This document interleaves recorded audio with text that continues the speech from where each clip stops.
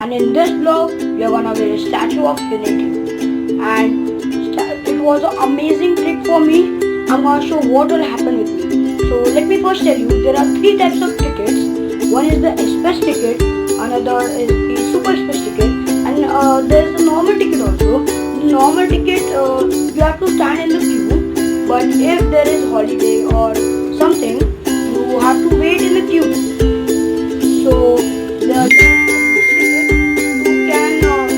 first queue in which you are entering, you don't have to stand in a queue, you can enter directly. And the super express ticket, anywhere, if there is any queue, you don't have to wait, you can directly go.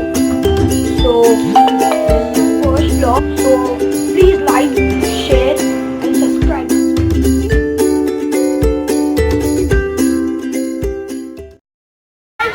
Today I am at Sardar Vallabhbhai Patel's Statue of Unity. So today in this video I'm gonna show you how it is. So as you can see, look, it is very high. I have the express ticket, and there is gallery also. First you'll visit the guys, I am on the toppest floor of the Statue of Unity, and it has a great view, and I can see the Narmada river.